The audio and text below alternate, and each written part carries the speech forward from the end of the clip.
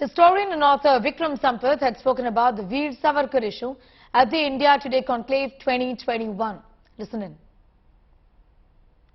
The point is that many opposition parties, chiefly the Congress, have shaped Veer Savarkar as a hate figure, and it appears from the recent utterances from many opposition leaders, including the top command of the Congress party, that they've decided to hold up Veer Savarkar as a dominant theme going into this election season.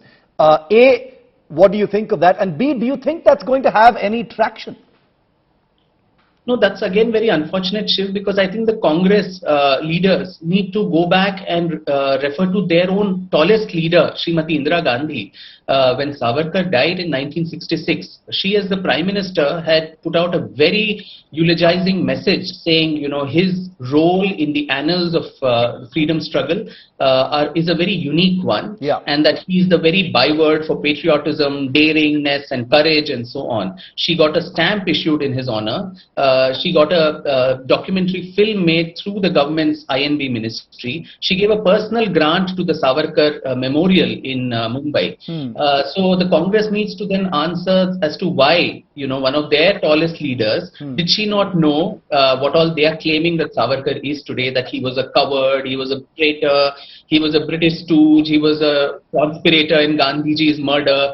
If he was all of that, and he was a proponent of the two-nation theory, he was an Islamophobe and all these other epithets which are hurled at him, why on earth would Indira Gandhi, an astute politician like her and a great statesman, why would she do something like that? So I think this is more recent vintage, where for their political slugfest with the BJP and with Mr. Modi and so on, history and Savarkar unfortunately becomes a casualty and the fall guy in the process. No, I'm glad you mentioned that letter by Indira Gandhi, because because the Congress hasn't quite explained their stand on Veer Savarkar now, when you juxtapose it with that very, you rightly said, a very eulogizing letter. I wanted to just quote Jayaram Ramesh, the chief spokesperson of the Congress party, because some of those things you said have been said by him just on 14th of August, a day before Independence Day. Dr. Sampati said, "The tragedy of partition cannot be misused to feel hate and prejudice.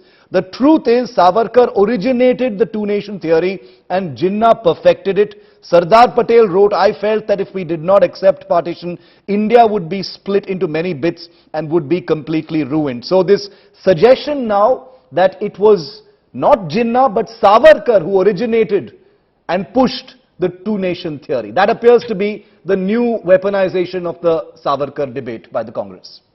Nothing could be farther from historical truth, Shiv, because if Savarkar was really so powerful that he could actually have the nation split into two parts, then probably he would have ended up becoming the Prime Minister of independent India. The two-nation theory was propounded some 7-8 years even before Savarkar was born. In 1876, when Sir Syed Ahmad Khan first talked about Hindus and Muslims being two separate nations. And with the birth of the Muslim League in 1906, the Lucknow Pact, the separate electorates, the Khilafat movement, the communal award, all these were stepping stones to this whole Muslim separatism and the formation of a separate state based on religion. So in fact, it was the Hindu Mahasabha that Savarkar was the president of, and Savarkar who tooth and nail opposed partition till the very end, till about May, June 1947, when partition was actually a done deal.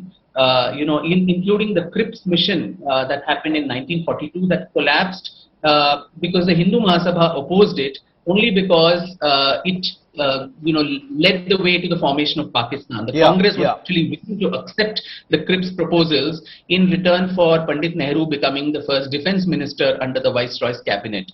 So I think when politicians enter historical waters, they make all kinds of allegations to suit current needs. But when we look at it from a cold, dispassionate, fact-based historical approach, the truth is far from what they actually claim.